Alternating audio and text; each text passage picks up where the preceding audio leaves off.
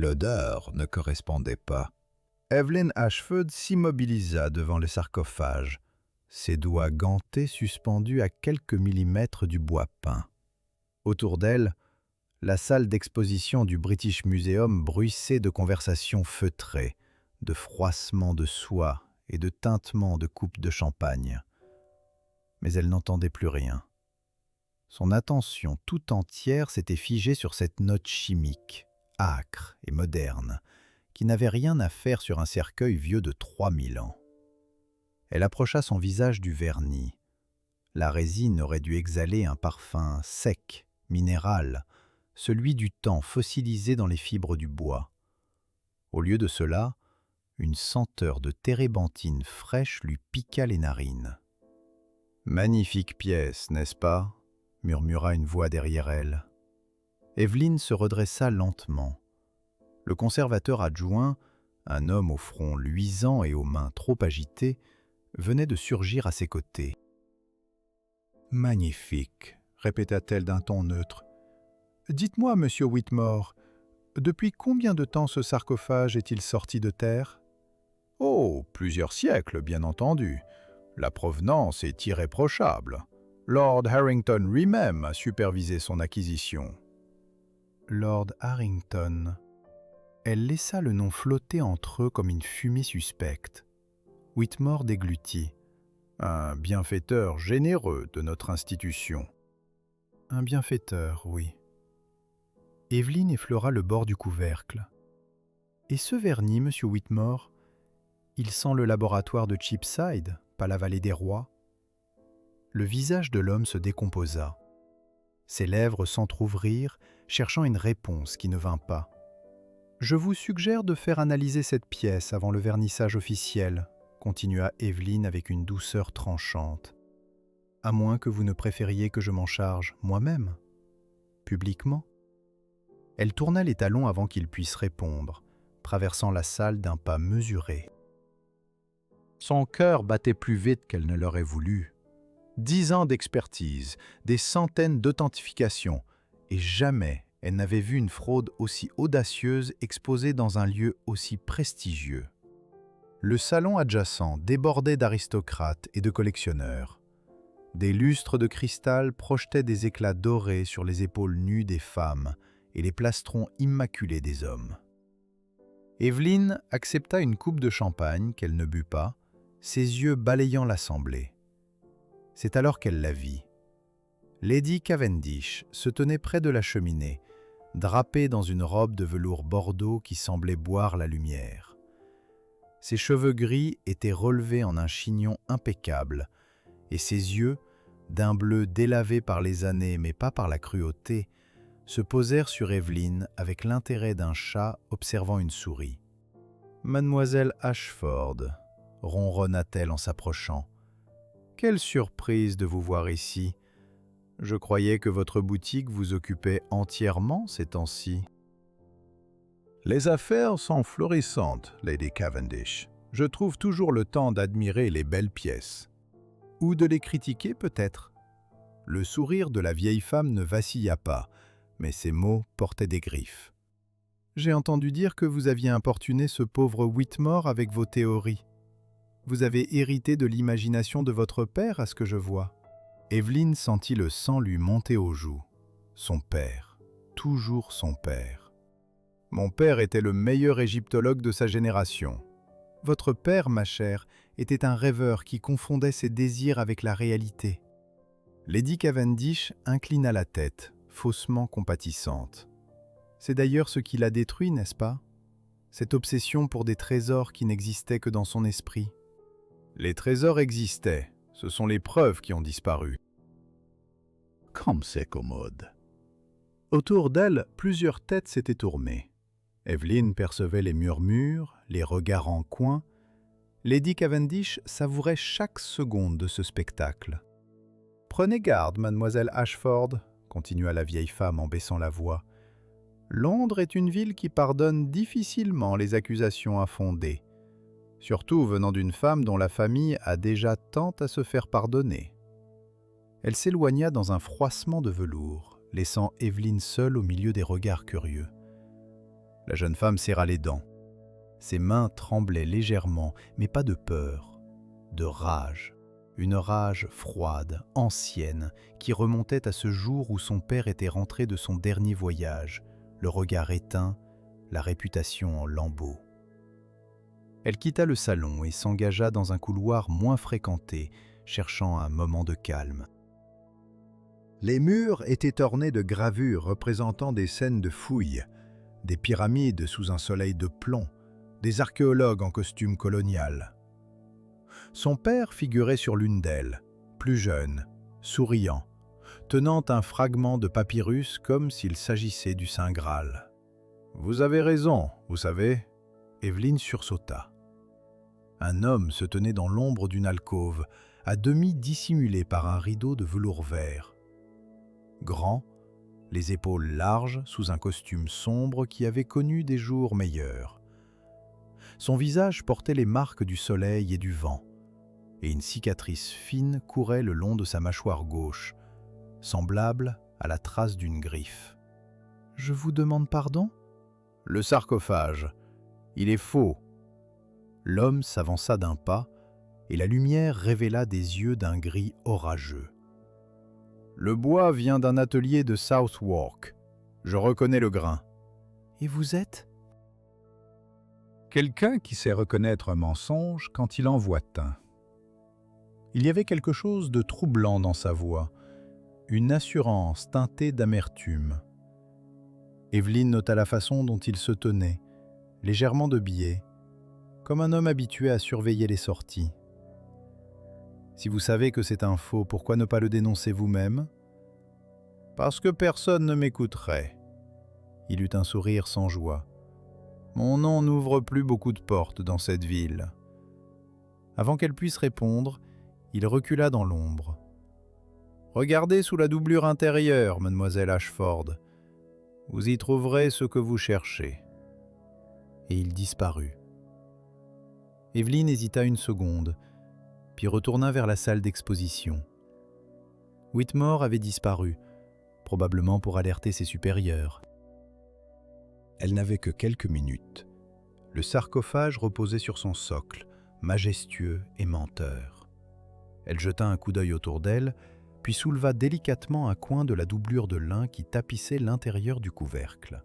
Ses doigts rencontrèrent une surface lisse, trop lisse. Elle tira doucement, révélant un morceau de bois clair marqué au pochoir. 3 lettres, un numéro, le code d'un atelier londonien. La fraude ne venait pas d'Égypte, elle venait du cœur même de l'Empire britannique. Et quelqu'un, dans les cercles les plus élevés de la société, en tirait les ficelles. Evelyne remit la doublure en place, le cœur battant. Dehors, la pluie commençait à tomber sur les vitres du musée, transformant les lumières de la ville en traînées dorées. Elle savait maintenant que le mensonge était réel. Ce qu'elle ignorait encore, c'était à quel point la vérité allait lui coûter cher. La première lettre arriva au matin, glissée sous la porte comme une lame. Evelyne la trouva entre le paillasson et le seuil de sa boutique, alors que le parfum froid du café montait encore de la pièce du fond. Le papier était épais, l'écriture élégante, trop assurée pour être honnête. Elle reconnut immédiatement la main d'un homme habitué à signer des ordres, non des excuses. L'article paraissait déjà imprimé dans sa tête avant même qu'elle n'ouvre le feuillet. Elle déplia la feuille. Le titre lui sauta au visage. Une dénonciation publique signée par un chroniqueur acheté relayant les insinuations d'un certain Lord Harrington. On y lisait qu'Evelyn Ashford aurait trafiqué des provenances, inventé des expertises et tenté de tromper les plus grands collectionneurs de Londres. Elle sentit ses doigts se refermer sur le papier jusqu'à le froisser. « Non », dit-elle à voix basse. Le mot tomba dans la boutique vide comme un verre brisé. Elle alla jusqu'à la vitrine. Dans la rue, la ville s'ébrouait dans une brume de laine humide, les roues des fiacres heurtant les pavés avec un bruit sourd. D'habitude, cette heure lui apportait du réconfort. Le premier client, l'odeur du bois ciré, Le froissement des journaux, les boîtes alignées comme des secrets en attente d'être découverts. Ce matin-là, elle n'entendait que le sang battre à ses tempes. La sonnette tinta. Un couple entra, hésitant, lorgna les vitrines, puis s'immobilisa en voyant le journal posé sur le comptoir. « Est-ce vrai ?» demanda la femme d'une voix trop vive. Evelyne leva les yeux. « Si vous êtes venue pour acheter un mensonge, madame, je vous conseille de vous adresser ailleurs. » Le mari rougit, prit le bras de sa femme, et les deux repartèrent sans acheter quoi que ce soit. Evelyne resta seule avec le silence. Un silence plus lourd que des accusations. Elle traversa la boutique jusqu'à l'arrière-salle où étaient rangées les archives de son père. Des carnets reliés de cuir, des croquis de stèles, des relevés de hiéroglyphes. Elle ouvrit l'un des tiroirs et s'arrêta net. Le cadenas avait été forcé. Son souffle se suspendit. Elle tira le tiroir davantage. Quelques feuillets manquaient, pas les plus récents, les plus précieux, ceux où son père avait noté des correspondances entre des objets passés entre plusieurs mains en Europe et des cargaisons venues d'Alexandrie. Quelqu'un était venu ici. Quelqu'un connaissait l'importance de ces notes. Elle se sentit soudain observée, comme si les murs eux-mêmes s'étaient rapprochés. 1 heure plus tard, elle se tenait devant la maison de Lady Cavendish. Le trajet en calèche lui avait laissé le goût âpre de la colère et de l'humiliation. Le palais de la vieille aristocrate dressait sa façade sévère au milieu d'une avenue plantée d'ormes. Un domestique la fit attendre dans un vestibule embaumé de cire et de lys. Au loin, un piano égrenait quelques notes dispersées, comme si quelqu'un s'exerçait à oublier. Lady Cavendish la reçut dans un salon couvert de soieries pâles et de porcelaines orientales. Trop d'objets, trop d'exotisme emprunté. Evelyne devina derrière chaque bibelot un geste de domination, une pièce prise à une culture que cette femme n'avait jamais respectée. « Vous voilà donc, » dit Lady Cavendish sans se lever. « J'admire votre persévérance. Certains l'appelleraient de l'imprudence. Je suis venu vous demander si vous avez ordonné la publication de cet article. » Direct, toujours. Son hôte leva une main ornée de bagues. Les jeunes femmes qui travaillent avec des faits ont cette étrange tendance à les confondre avec des armes. Evelyne posa le journal sur la table basse. « Votre protégé, Lord Harrington, me calomnie. Mes archives ont été fouillées, mes clients sont déjà inquiets. » « Vos clients sont toujours inquiets quand on leur enlève les illusions, ma chère. » Le sourire de Lady Cavendish était d'une perfection insultante. « Je vous conseille de mesurer vos accusations. Votre père a quitté ce monde sous un nuage très peu flatteur. La moindre agitation autour de son nom pourrait raviver des questions que vous ne souhaitez pas voir revenir. » Le sang d'Evelyne se glaça. Vous n'aviez pas le droit de prononcer son nom de cette façon. Ai-je besoin d'un droit pour dire la vérité ? Un battement de silence suivit. Evelyne sentit la pièce se resserrer autour d'elle. Le parfum de violette, la chaleur du feu, le frottement lointain des rideaux, tout lui devint insupportable. « La vérité, dit-elle enfin, c'est que vous collectionnez les vestiges de civilisation que vous méprisez. Vous les exposez comme des trophées de chasse. Vous n'aimez pas l'Égypte, Lady Cavendish. Vous aimez l'idée de la posséder. » Le visage de la vieille femme ne bougea pas. Seuls ses yeux changèrent, une lueur de glace. Quelle insolence délicieuse! Votre père disait déjà des choses de ce genre avant de se couvrir de ridicule. Mon père a été détruit parce que des gens comme vous ont trouvé commode de l'accuser. Il a été détruit parce qu'il était faible. Le mot claqua. Evelyne resta immobile. La cruauté de cette phrase lui traversa la peau comme une aiguille fine. Puis Lady Cavendish se leva, lissa sa robe et s'approcha d'elle à quelques pas seulement.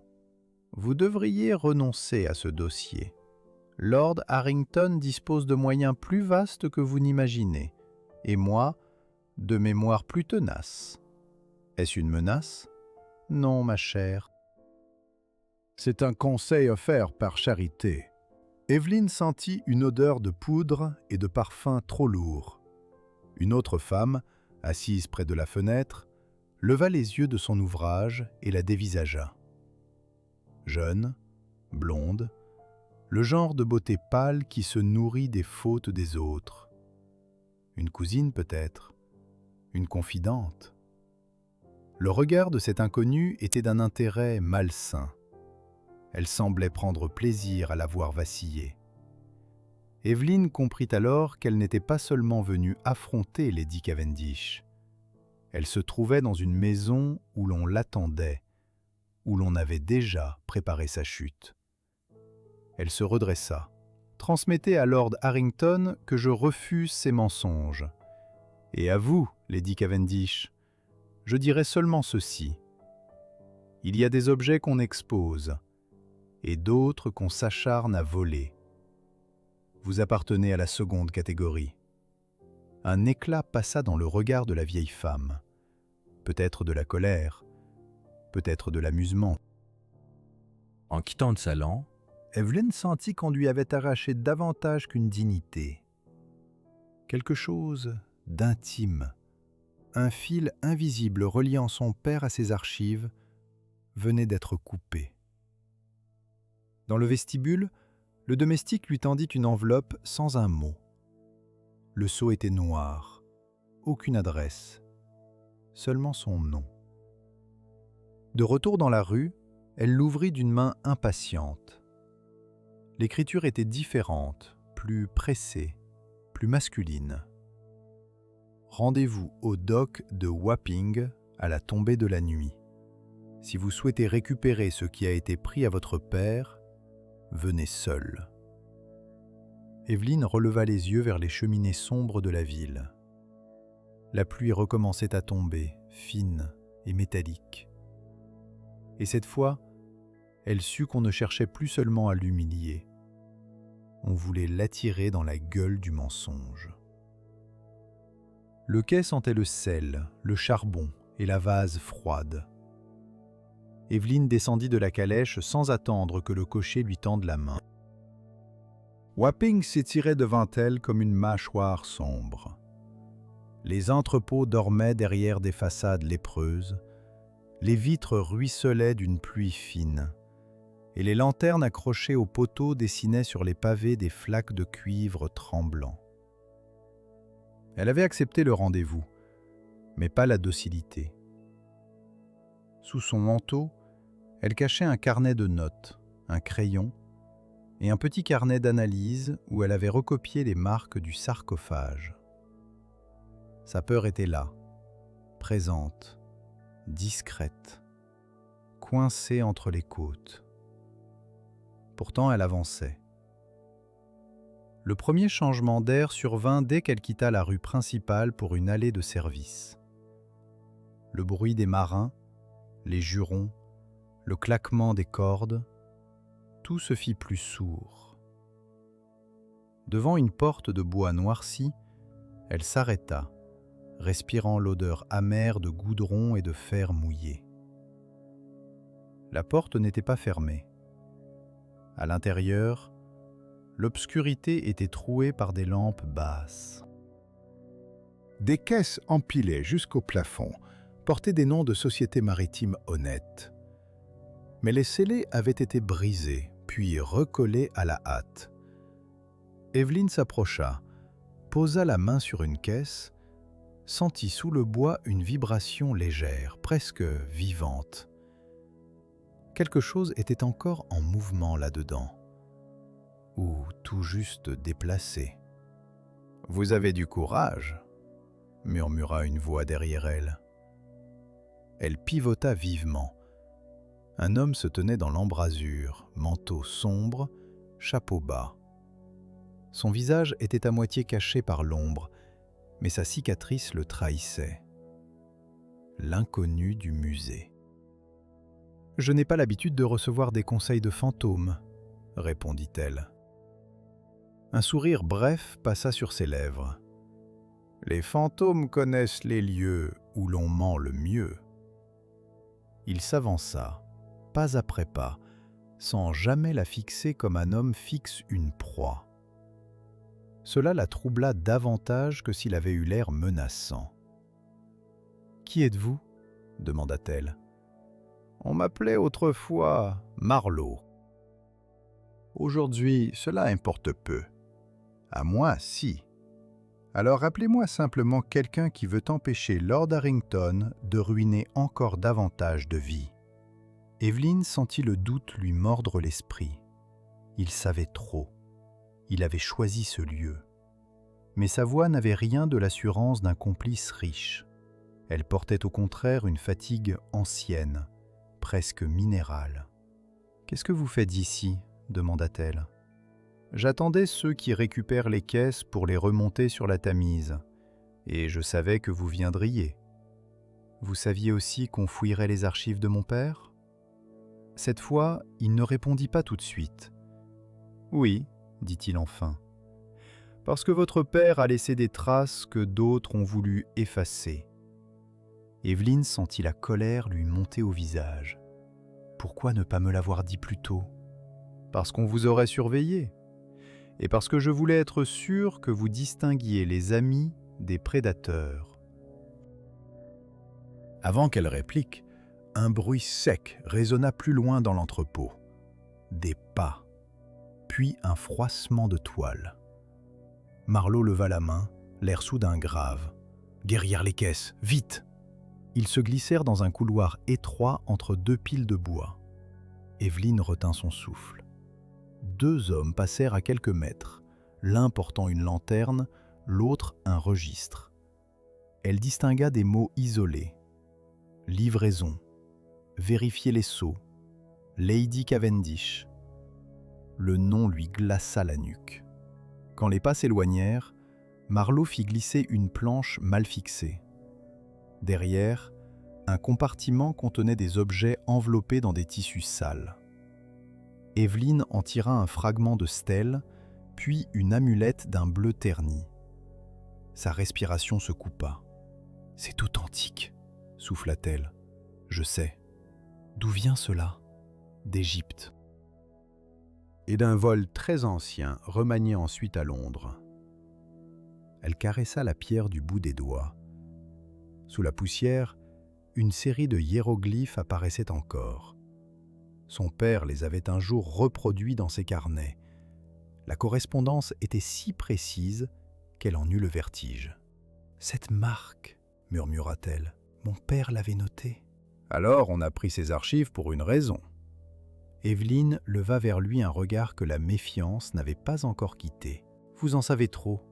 Pourquoi m'aider ?» Marlowe regarda vers la porte, comme si l'air lui était désagréable. « Parce que j'ai travaillé autrefois pour des hommes qui ne se contentaient pas de voler des objets. Ils volaient les preuves, les noms, la mémoire des morts. Et j'ai fini par comprendre que les tombeaux n'étaient pas les seuls lieux profanés. » Le ton de sa voix fit taire sa réplique. Il parlait avec cette lassitude de ceux qui ont vu l'indignité de trop près. Un bruit plus lourd interrompit leur échange. Une caisse venait de tomber dans le bâtiment principal. Puis une voix cria quelque chose d'inaudible. Marlowe se raidit. Ils ont remarqué la présence de quelqu'un. « Vous avez dit qu'ils me surveillaient » souffla Evelyn. « Oui, et maintenant ils savent que vous êtes là. » Il lui saisit le poignet. Son contact était ferme, pas brutal. Un instant seulement, mais suffisant pour lui transmettre l'urgence. « Venez. » Ils longèrent le mur, passèrent derrière une rangée de tonneaux, puis débouchèrent dans une arrière-cour où l'eau de pluie formait des miroirs noirs. Sur une table de chargement, un registre resté ouvert était maintenu par une pierre. Evelyn s'en empara. Une page était couverte d'une même mention répétée avec une précision obsédante. Destination, collection privée, Cavendish House. Elle n'eut pas le temps de lire davantage. Un sifflement discret fendit l'air. Marlowe la poussa vivement sur le côté. La lanterne installée au mur heurta le sol, répandant sa flamme sur des copeaux de bois. Un domestique s'écria plus loin. Les ombres se mirent à bouger. « Il faut partir !» dit Marlowe d'une voix sèche. Evelyne serra le registre contre elle. « Pas sans une preuve de plus !» Elle glissa la main sous la table et trouva un petit cylindre de cuivre, scellé à la cire noire. Son nom y figurait, écrit d'une main nerveuse. À l'intérieur, un fragment de papyrus roulé. Elle le déplia sous la pluie qui commençait à tomber à l'intérieur même du hangar, par les joints mal fermés du toit. Les hiéroglyphes étaient nets, trop nets, et au bas du fragment, un signe de propriété appartenant à son père. Son cœur manqua un battement. Ce papier n'était pas un simple indice, c'était une main tendue depuis le passé. « Qu'est-ce que cela signifie ?» demanda-t-elle, la gorge serrée.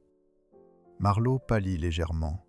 « Cela signifie, dit-il, que votre père n'a peut-être jamais cessé d'enquêter. » Le bruit d'une porte qui s'ouvre brutalement résonna derrière eux, puis plusieurs voix, plus proches.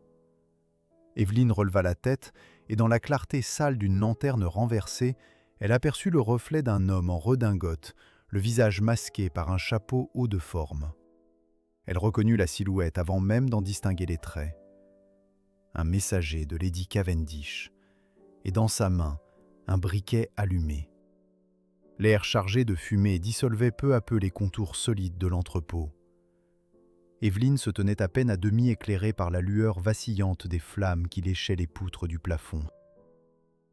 Autour d'elle, le bois craquait sous une chaleur déjà fatale, et l'odeur âcre de la fumée pénétrait chaque pore de sa peau. Le tissu fin de sa robe retenait par endroits une poussière grise, tandis que dans sa main crispée brillait encore le registre volé, enroulé comme un talisman.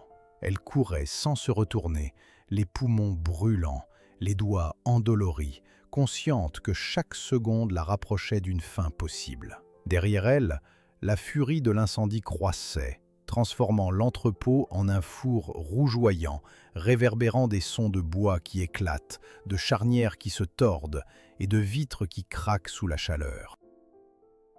Un rugissement s'éleva, mêlé à des cris étouffés.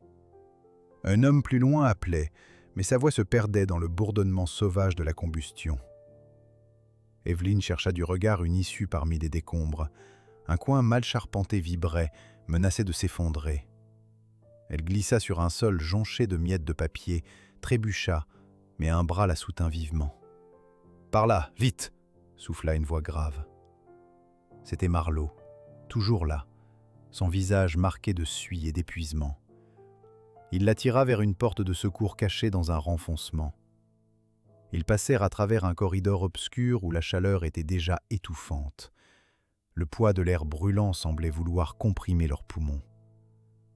Allant plus vite qu'elle ne l'aurait cru possible, Evelyne suivait son guide, le cœur battant la chamade, chaque inspiration une morsure de feu.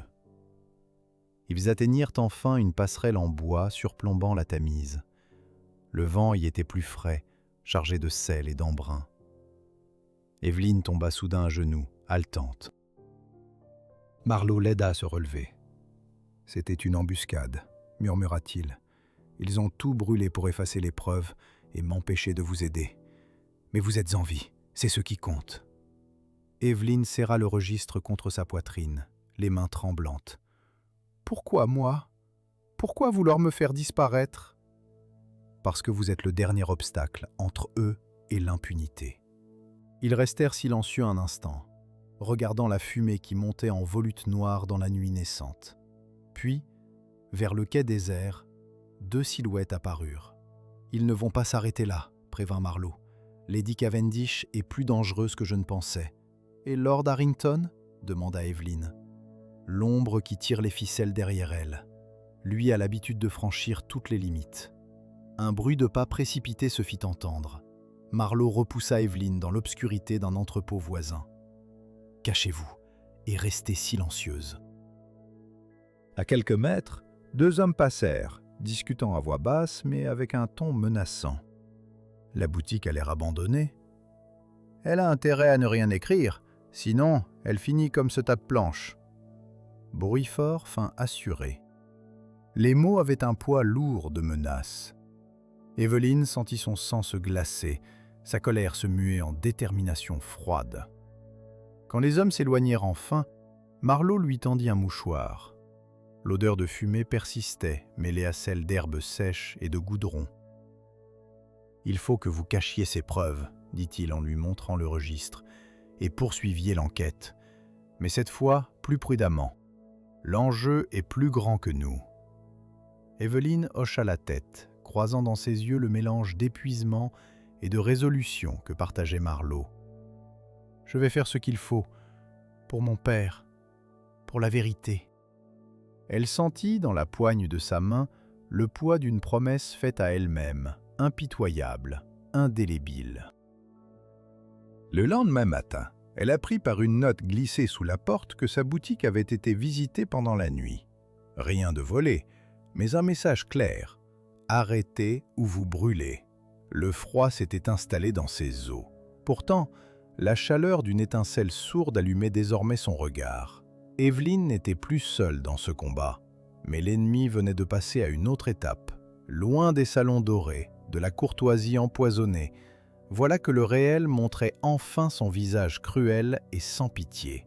Et elle savait, au fond d'elle, que c'était maintenant ou jamais. La science et l'intégrité contre la corruption et la trahison. Le passé contre les ambitions des puissants. Elle serra le poing. Le combat serait long. Mais chaque bataille gagnée rapprocherait un peu plus la lumière. Et dans le silence moite d'une Londres embrumée, Evelyne sortit à nouveau son registre, prête à déchiffrer le prochain indice caché dans l'ombre. Evelyne passa la nuit à recouper les noms, les dates et les marques consignées dans le registre sauvé de l'incendie. À la lumière d'une seule lampe, sa boutique semblait rétrécir autour d'elle, comme si les ombres s'étaient mises à écouter.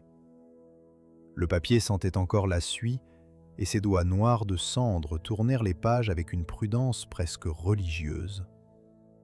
Deux mots revenaient sans cesse. Cavendish House, puis un nom de quai, Limehouse. Au matin, elle avait la certitude que le réseau dépassait de loin le simple marché des antiquités. Les caisses, les faux documents, les provenances fabriquées, tout pointait vers un système organisé pour faire entrer des pièces volées sur le marché londonien, puis les blanchir dans des collections privées. Son père avait suivi cette filière avant de disparaître du cercle des experts respectables. Et quelqu'un avait voulu l'effacer avec lui. La cloche de la porte tinta. Evelyne leva les yeux, prête à congédier un client trop curieux, mais ce fut Marlowe qui entra. Il avait l'air plus fatigué que la veille, les joues creusées, le col froissé, comme s'il avait dormi assis dans une gare ou sur un quai. « Vous avez été suivi » demanda-t-il sans préambule. « Pas que je sache. » Ce n'est pas rassurant. Il referma la porte derrière lui et tira les rideaux. Puis il posa sur le comptoir une petite clé en cuivre. « J'ai obtenu ceci sur l'un des hommes de Wapping. Il n'a pas eu le temps de la reprendre. » Evelyne observa la clé. Une étiquette minuscule y pendait, où l'on pouvait lire un numéro d'armoire et un code de consignation maritime. « Limehouse » murmura-t-elle. Marlowe acquiesça. Un entrepôt loué sous un nom de société fictive. Les cargaisons y transitent avant d'être déplacées vers les maisons privées. « Vous avez vérifié ?» ?»« J'ai vérifié ce que j'ai pu. On ne garde pas longtemps ce genre de place quand on pose trop de questions. » Evelyne releva les yeux vers lui. « Vous avez l'air de savoir exactement comment fonctionnent ces hommes. » Son silence fut presque une réponse. « J'ai travaillé pour eux, » dit-il enfin. « Pas par conviction, par nécessité. » La phrase la frappa avec une brutalité discrète. Elle n'ignorait plus que Marlowe cachait quelque chose, mais l'aveu faisait naître une nouvelle prudence entre eux. Il ne se défendit pas, il ne demanda pas pardon, il se contenta de soutenir son regard, comme un homme qui attend le verdict sans chercher à l'influencer. « Mon père aurait dit que la nécessité n'efface pas la faute, » murmura Evelyne. « Votre père avait probablement raison. » Un temps passa. La pluie frappait la vitrine par rafales courtes. Dans la rue, un fiacre ralentit puis repartit. Enfin, Evelyn glissa la clé dans sa poche. « Je vais à Limehouse. »« Pas seule ?» Elle eut un rire bref, sans joie. « Vous tenez donc à vous rendre utile ? » ?»« Je tiens à ce que vous reveniez vivante. » Ce fut dit avec une franchise si nue qu'elle en fut presque désarmée. Elle détourna les yeux, se penchant sur le registre pour cacher le trouble qui lui montait au visage. Le souci qu'elle lisait chez lui n'était pas celui d'un homme poli, c'était plus direct, plus grave. Et elle s'en méfiait précisément pour cette raison. Ils quittèrent la boutique à l'heure où les rues de Londres commençaient à s'animer.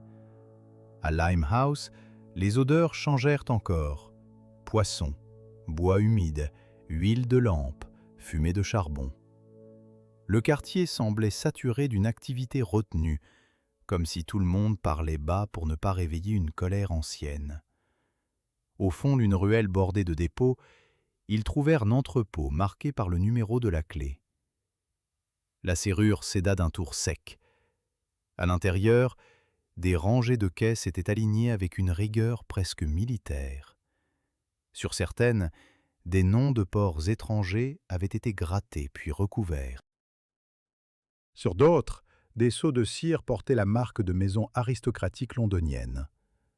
Evelyn sentit la colère lui revenir, plus froide qu'avant. « Regardez cela !» dit-elle en se penchant sur une caisse ouverte.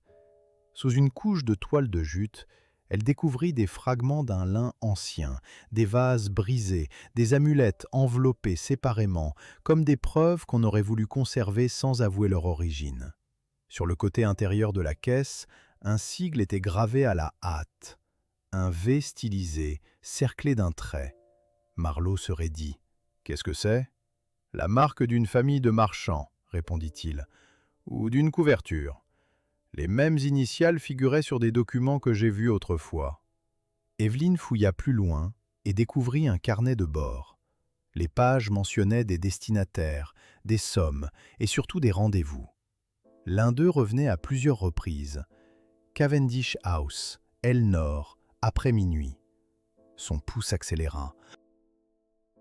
Il n'utilise pas seulement l'entrepôt, la maison elle-même sert de relais. « C'est ce que je craignais, » dit Marlowe. Elle s'arrêta net. Son regard se fixa sur une feuille glissée entre deux pages du carnet. C'était une copie de lettre, incomplète, signée d'une initiale qu'elle connaissait trop bien. L'écriture penchée, nerveuse, appartenait à son père. Il y évoquait une réunion interrompue, un objet retiré des archives, et une phrase qu'Evelyn relut 3 fois avant de comprendre pleinement. « Si je disparais, cherchez la chambre close sous l'escalier de service. » Elle porta une main à sa bouche. Il avait caché quelque chose à la maison Cavendish. Marlowe se rapprocha, mais s'arrêta à une distance respectueuse. « Vous voyez pourquoi ils ont eu peur de ces notes. » Evelyn plia la lettre avec soin. À cet instant, des voix éclatèrent au dehors. La porte de l'entrepôt venait de s'ouvrir brutalement. Des pas approchaient. Plusieurs hommes. Marlowe lui saisit le poignet et l'entraîna derrière une pile de caisses. Ne bougez pas. Par l'interstice entre 2 planches, elle aperçut 3 silhouettes. L'une d'elles portait des gants clairs, un détail qui, à lui seul, trahissait une origine mondaine. Un autre homme tenait un bâton plombé. Le troisième parlait avec une autorité sèche qui n'admettait pas de contestation. « Fouillez tout, le registre doit être là. » Evelyn retint son souffle. Le sang battait si fort dans ses oreilles qu'elle craignit d'être entendue. L'un des hommes s'approcha de leur cachette, passa la main sur la caisse la plus proche, puis s'arrêta. 1 seconde. 2. Puis il recula. « Rien ici, » dit-il. Le groupe se dispersa vers le fond de l'entrepôt. Marlowe profita du mouvement pour la tirer vers une porte latérale. Ils se glissèrent dans une ruelle étroite, entre 2 murs de briques suintants. Une fois à l'abri, Evelyn sortit enfin la lettre de son père. L'encre avait pâli, mais le sens restait intact. Elle était plus qu'une piste. C'était une preuve que son père avait laissé volontairement un fil à tirer. Marlowe la regardait avec une expression qu'elle ne parvenait pas à nommer.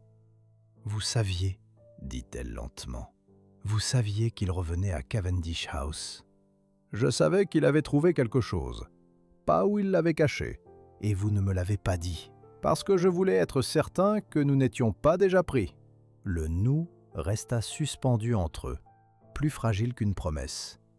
Evelyne le considéra un instant, puis rangea la lettre dans sa poche intérieure. « Alors on ne perd plus de temps. » Ils repartirent dans la lumière grise de Londres, avec dans la poche la clé dans l'entrepôt, dans la main une lettre de disparu, et devant eux une maison dont les murs semblaient déjà garder le secret de son père. L'entrée de Cavendish House n'avait rien perdu de son faste ancien. Les colonnes de pierre sculptées, les ferronneries travaillées, les carrelages martelés racontaient encore l'histoire d'un luxe feutré et d'une influence indiscutable. Pourtant, la nuit tombante jetait sur la façade une ombre nouvelle, plus lourde, et comme la respiration lente d'une bête endormie prête à se réveiller. Evelyne et Marlowe longèrent la grille de fer forgé avant de s'arrêter contre un muret. Entrer par la porte principale, ornée de vitraux colorés, serait trop risqué. Ils avaient compté les allées et venues des domestiques depuis leur dernière visite et savaient qu'une garde nocturne renforcée veillait désormais aux abords. « La chambre sous l'escalier », murmura Evelyne, déployant la lettre de son père. « On y accède par le service », répondit Marlowe. « Suivez-moi. » Ils contournèrent la maison vers l'arrière, là où se trouvaient les communs et l'entrée des domestiques. Le froid de la soirée leur mordait les joues, mais l'adrénaline alimentait chacun de leurs pas. Un mois d'enquête, de dissimulation et de confrontation les avait menés jusque-là, au seuil d'un secret gardé par des décennies de silence. Le grand escalier de service se dressait dans un couloir étroit et faiblement éclairé. Evelyne s'approcha d'une boîte encastrée sous la rampe. Les scellés avaient été soigneusement brisés, mais la serrure d'origine semblait intacte. Elle sortit la clé en cuivre, la fit tourner doucement et poussa la porte. Une odeur de vieux papier et de bois poli emplit l'espace clos. Ils découvrirent un petit cabinet secret, à peine plus large qu'une penderie, où s'accumulaient des caisses poussiéreuses, des rouleaux de parchemin et des livres reliés en cuir. Un bureau minuscule portait encore quelques notes éparses, griffonnées de la main de son père. Evelyne s'agenouilla pour fouiller un coffre ottoman orné d'inscriptions étranges. « C'est ici qu'il cachait ses découvertes, » dit-elle doucement. La pièce semblait renfermer un souffle du passé. Au fond d'une caisse entr'ouverte, elle trouva un coffret en bois noirci. En l'ouvrant, ils découvrirent un ensemble d'artefacts précieusement emballés, une amulette de lapis-lazuli, une petite statuette en bronze alliée à de l'or, et surtout une tablette d'argile gravée d'inscriptions vérifiées par Evelyne lorsqu'elle eut extrait le fragile morceau. « Cela correspond à un ancien registre commercial », expliqua-t-elle en traduisant les hiéroglyphes. « Il détaille des transactions entre marchands égyptiens et romains, mais certaines lignes mentionnent des objets retirés de tombes, ce qui est interdit. » Marlowe fronça les sourcils. Ils ont essayé de masquer la provenance réelle de ces objets en les mêlant à des artefacts légitimes. La vérité se déployait peu à peu sous leurs yeux, dévoilant un réseau d'exploitation clandestine mêlant aristocratie et trafiquants, basé sur la spoliation et la falsification. « C'est ce que votre père a découvert », reprocha-t-elle à voix basse. « Ce n'était pas seulement une question d'histoire ou d'archéologie, c'était un crime organisé. » Un bruit sourd coupa leur discussion. Une absence de silence plus que la présence d'un son, le cliquetis d'un verre brisé. Quelqu'un venait de pénétrer dans le couloir. Evelyne cacha le coffret sous sa robe, tandis que Marlowe fit signe de se taire. Par la porte entr'ouverte, ils aperçurent une silhouette familière. Lady Cavendish apparut, vêtue d'une robe de velours rouge qui semblait absorber la lumière de la lampe murale. Son regard était fixe, cruel, mais empreint d'une calme colère. « Je vous attendais », murmura-t-elle. Evelyn serra les poings. « Je suppose que vous venez chercher ce qui vous appartient ?» Lady Cavendish rit doucement. « Ce qui m'appartient ? Ces objets sont la sève même de ma maison. Votre père n'était qu'un curieux qui a dépassé les bornes. »« Un homme dont vous avez ruiné la réputation, » corrigea Evelyn. « La vérité est un luxe que vous ne pouvez vous permettre. »« Je peux, » répondit Evelyn avec une clarté nouvelle, « parce que le passé ne s'efface pas. » Lady Cavendish fit un pas en avant. « Vous jouez un jeu dangereux, Miss Ashford. Acceptez mon conseil. Abandonnez ou perdez tout. » Soudain, un cliquetis métallique retentit. La porte principale s'ouvrit violemment et derrière apparurent plusieurs hommes en uniforme sobre, escortant un notaire. « Assez joué, Lady Cavendish », lança l'un des hommes. « Par ordre du juge, cette maison est placée sous séquestre provisoire. » L'aristocrate pâlit, mais son expression resta maîtrisée. « Vous osez me défier ? » ?»« Non, madame, je protège les intérêts de la justice. » Evelyn sentit un vertige mêlé de soulagement et de peur. Le combat n'était pas terminé, mais la première bataille venait d'être gagnée. Lady Cavendish se tourna vers elle d'un air amer. « Ce n'est pas ici que se finit cette histoire, Miss Ashford. La vérité, parfois, est une porte qu'on ferme à double tour. » Mais le regard d'Evelyn ne vacilla pas. « Alors je trouverai la clé. Toujours. » La nuit s'étendit sur l'ombre, emportant avec elle les ombres du secret. Dans ce silence rêvé, plus rien ne semblait impossible. La justice, fragile, avait ouvert une brèche. Et pour la première fois depuis longtemps, Evelyn crut que le combat pour libérer la mémoire pourrait enfin commencer. Le jour se levait à peine sur l'ombre lorsque Evelyn retourna à sa boutique, le cœur encore lourd des événements de la veille. La lumière pâle révélait le moindre détail de son intérieur. Les étagères croulant sous les livres, les carnets étalés sur le comptoir, et cette atmosphère d'intimité douce amère si caractéristique des lieux empreints d'une histoire profonde. Elle avait désormais en main plusieurs pièces du puzzle. Les artefacts retrouvés dans l'enceinte de Cavendish House, les documents papier, les témoignages diffusés de manière clandestine, chaque indice l'enfonçait un peu plus dans un cercle d'ombre tissé d'ambition, de mensonges et de faux-semblants. Pourtant, malgré la fatigue, une forme de lumière persistait dans son regard, celle qui guide les chercheurs de vérité même lorsque les ténèbres s'épaississent.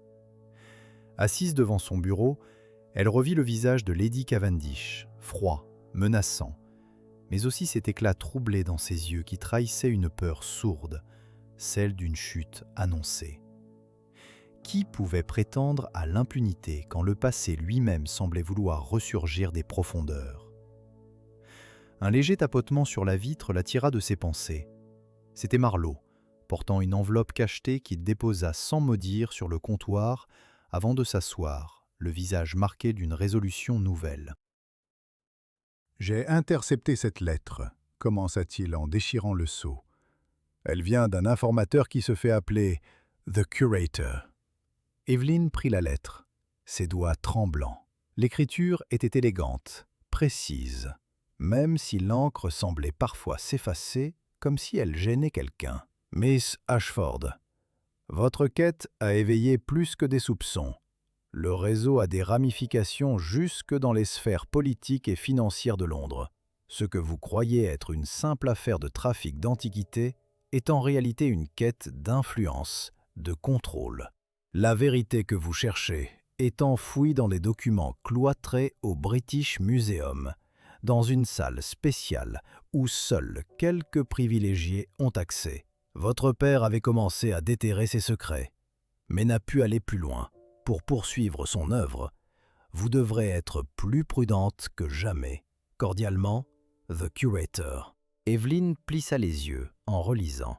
Cela expliquait la surveillance, les menaces, l'incendie. « Une salle spéciale ?» murmura-t-elle. « Oui, l'accès est réservé à un cercle restreint de chercheurs affiliés à la royauté et à l'élite. Le genre de lieu où l'on enterre la vérité pour la souvenir d'un pouvoir. »« Ça dépasse ce que j'imaginais, » souffla-t-elle. Elle passa une main lasse sur son front. Mais ce n'est pas la première fois qu'il tente d'éliminer ceux qui veulent savoir. Marlowe hocha la tête. Il va falloir agir vite, se cacher encore davantage. Je ne peux pas vous protéger entièrement, mais je peux vous ouvrir des portes. Il lui tendit une clé ancienne, forgée dans un bronze sombre, ornée d'un symbole familier, un cercle brisé.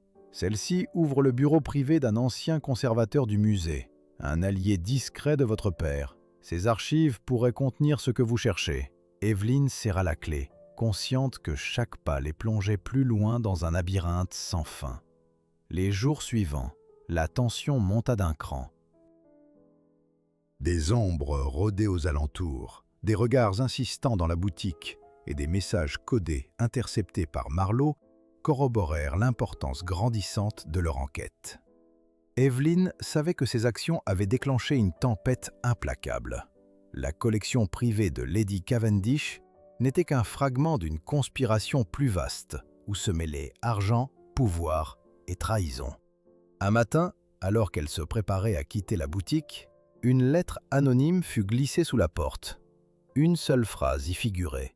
« La clé n'ouvre pas toujours la porte que vous croyez. » Elle fut glacée par la menace implicite. Dans la nuit qui suivit, Marlowe et elle pénétrèrent dans le British Museum par une entrée dérobée, guidés par une connaissance du conservateur disparu. La salle promise était une pièce faiblement éclairée, remplie de dossiers jaunis et de reliques recouvertes d'une couche de poussière ancienne. Evelyne parcourut les pages avec avidité, trouvant des documents classifiés attestant de transactions occultes entre membres de l'aristocratie et du clergé, usant d'artefacts antiques pour asseoir leur influence politique dans l'ombre. Cette vérité leur apparut comme une trahison doublée d'une interdiction morale. Sous couvert d'amour de la culture et de préservation, on bafouait la mémoire de civilisations entières. Soudain, un bruit métallique résonna derrière eux. Une silhouette surgit de l'ombre. Un homme qu'Evelyne reconnut aussitôt, un agent privé engagé par Lady Cavendish pour surveiller leurs moindres mouvements. « Vous ne trouverez rien ici. Rangez ces documents, ou vous le regretterez. » La menace dans sa voix était palpable. Mais pour Evelyne, ce moment fut plus que décisif. C'était la confirmation que la vérité dérangeait, que le combat se poursuivait jusqu'au dernier souffle. « Nous ne partirons pas sans ces preuves, » répliqua-t-elle fermement. Une lutte silencieuse s'engagea dans la pénombre, entre une détermination farouche à révéler la vérité et la volonté implacable d'étouffer les secrets. Lorsqu'ils émergèrent enfin, le jour meublait déjà les rues d'un Londres indifférent. Evelyne sentait dans ses veines une énergie nouvelle, affûtée par l'épreuve. Cette fois, elle comprenait. Ce n'était pas seulement pour son père qu'elle se battait, ni pour les artefacts volés. C'était pour la mémoire oubliée, pour les voix tuées dans l'oppression et pour un avenir où la lumière de la vérité pourrait enfin percer les murailles du silence. Et alors qu'elle refermait le registre, au milieu d'une boutique baignée de lumière, Evelyne sut que plus rien ne serait jamais comme avant. Le combat continuait. Les ténèbres avaient peut-être reculé, mais la nuit était loin d'être finie. Lorsqu'Evelyne poussa la porte de sa boutique, l'air semblait différent. Moins lourd, moins chargé de menaces, comme si Londres retenait encore son souffle en attendant le verdict. La ville n'était pas devenue plus juste pour autant. Elle avait seulement perdu une part de son assurance. Et cette fissure, petite mais réelle, venait de leur travail obstiné. Sur le comptoir, parfaitement plié, reposait un pli scellé de cire noire. Elle reconnut immédiatement le symbole, le cercle brisé qu'elle avait déjà vu sur la clé du conservateur. Marlowe, debout près de la fenêtre, hocha la tête. « Il est arrivé ce matin, je n'ai pas ouvert. » Evelyne brisa le sceau avec une lame fine. À l'intérieur, une invitation officielle, rédigée dans un style sec et impersonnel, l'assignait à comparaître devant un comité d'enquête lié au British Museum, à huis clos, sous la protection d'un magistrat indépendant. Le texte mentionnait des pièces à conviction déjà saisies, des témoignages et l'a mise sous surveillance de plusieurs maisons privées, dont Cavendish House. Elle relut la lettre 2 fois, puis une 3e. « Il bouge », dit-elle à voix basse. « Parce qu'ils ont compris que leur silence ne tiendrait plus longtemps », répondit Marlowe. Le dossier qu'Evelyn avait constitué, grâce aux notes de son père, au registre de Limehouse et aux documents secrets du musée, avait traversé assez de mains prudentes pour atteindre une autorité décidée à frapper. Ce n'était pas encore une victoire, c'était mieux qu'un espoir. Ils partirent avant midi. Les rues de Westminster étaient encombrées d'attelages et de piétons pressés, mais Evelyn percevait à peine le mouvement autour d'elle. Elle sentait surtout la gravité de ce moment, comme si chaque pavé menait à une salle où sa vie entière allait être relue, pièce après pièce. Le comité se tenait dans une pièce austère, aux murs tapissés de portraits d'hommes graves, sous une verrière ternie.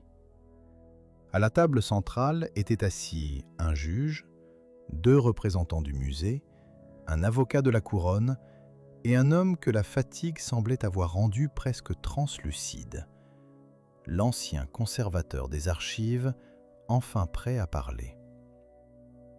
Evelyn prit place sans trembler, ou presque. Le juge l'invita à présenter les faits. Alors elle parla. De la disparition de son père, des falsifications d'origine, de l'entrepôt de Limehouse, de Cavendish House et de sa chambre cachée, des listes de caisses, des initiales, des routes maritimes, des cachets changés. Elle ne me dit rien. Chaque phrase semblait arracher une écharde à un mensonge plus vaste. Puis vint le tour du conservateur. Sa voix était rauque, mais il ne se déroba pas. « J'ai classé des dossiers qui n'auraient jamais dû exister, » dit-il. Des objets provenant de fouilles non déclarées, des acquisitions couvertes par des signatures de convenance. Certains membres de l'aristocratie finançaient l'extraction illégale d'antiquités, puis les transféraient par des circuits de commerce officieux. Le musée servait parfois de zone grise, de lieu où les traces se perdaient. Un murmure circula dans la salle. L'avocat de la couronne demanda des noms. Le conservateur les donna, lentement, avec une résignation qui ressemblait à un soulagement. À mesure que tombait chaque nom, Evelyn sentait le poids des mois passés se réorganiser en une logique terriblement cohérente. Lady Cavendish, des financiers de Mayfair, un député influent, un marchand de quai, 2 intermédiaires, et, plus haut encore, le nom de Lord Harrington apparut, net, définitif, comme la ligne qui reliait tout. À ce moment-là, la porte s'ouvrit derrière eux. Evelyn tourna la tête et le vit. Harrington lui-même, impeccablement vêtu, calme à l'excès, accompagné d'un avocat et d'un domestique. Son visage n'exprimait ni panique ni colère, seulement cette politesse glacée que prennent certains hommes lorsqu'ils estiment le monde leur devoir quelque chose. « J'interromps sans doute un débat délicat, » dit-il. Le juge l'invita à décliner son identité. Harrington obtempéra avec une aisance presque insolente. « Vous serez bientôt informé que tout cela repose sur des documents contestables, » ajouta-t-il. « Des interprétations, des insinuations, rien d'irréfutable. » Evelyn soutint son regard. « Et la lettre de mon père ?» Un léger froncement passa sur son visage. « Un homme désespéré peut écrire bien des choses. »« Un homme assassiné aussi, » répliqua-t-elle. Le silence tomba, plus tranchant qu'un coup de marteau. Marlowe, resté en retrait, s'avança d'un pas. Il déposa sur la table une pochette de cuir. « Vous trouverez là les registres originaux de Limehouse, les copies authentifiées et les relevés de transit, sans compter les croquis réalisés par le père de Miss Ashford avant sa disparition. » Le juge examina les documents. Les mains de Harrington demeuraient immobiles, mais Evelyn perçut pour la première fois une crispation à la jointure de sa mâchoire. Alors l'ancien conservateur, d'une voix plus basse, ajouta « Et il y a ceci. Il sortit un dernier feuillet. Un contrat de confidentialité signé du nom de Harrington, engageant plusieurs parties à dissimuler l'origine illégale de collections privées. Les lignes étaient datées, l'encre originale. La preuve était complète. L'effet fut immédiat.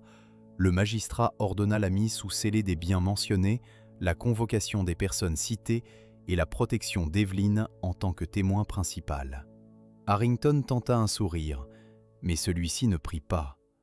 Son regard se fixa sur Evelyn avec une froideur enfin dénuée d'assurance. « Vous avez gagné une bataille, Miss Ashford. »« Non, répondit-elle.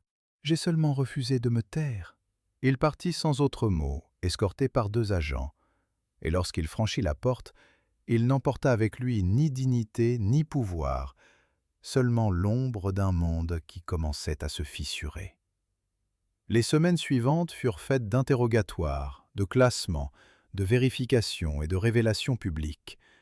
Les journaux commencèrent à publier des articles prudents, puis plus audacieux.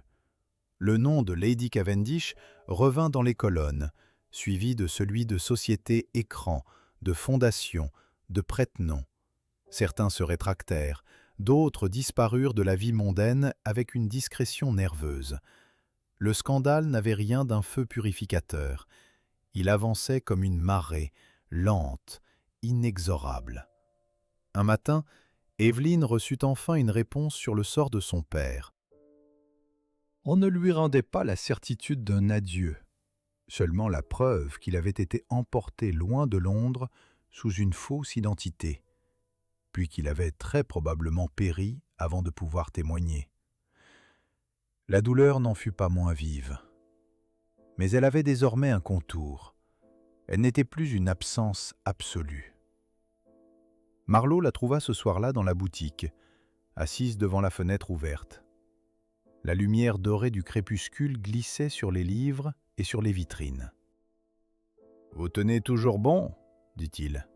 « J'ai appris à faire avec ce qui reste. » Il posa devant elle un petit objet enveloppé dans un mouchoir. En le dépliant, elle découvrit l'amulette de lapis-lazuli retrouvée à Cavendish House. Le comité la restitue officiellement. Elle fera partie de la liste des biens saisis. Evelyn la prit dans sa paume. Sa surface lisse était froide, presque apaisante. Je ne sais pas si je dois remercier la justice ou ma propre obstination. Les deux, peut-être. Elle esquissa un sourire fatigué. « Et vous, Marlowe, qu'allez-vous faire maintenant ?» Il regarda un instant la rue, puis la boutique, puis elle. Pour la première fois depuis longtemps, quelque chose ressemble à un avenir. Elle ne répondit pas tout de suite. Les mots, quand ils sont justes, n'ont pas besoin d'être pressés. Le soir descendait sur Londres, non plus comme un couvercle, mais comme une ombre traversée de lumière. Dans la vitrine, son reflet se mêlait à celui des livres, des reliques, des traces d'un passé enfin nommé. Evelyn referma doucement la main sur l'amulette, puis sur sa propre vie remise en mouvement. Et pour la première fois depuis la disparition de son père, elle sentit que le silence avait cessé de gagner.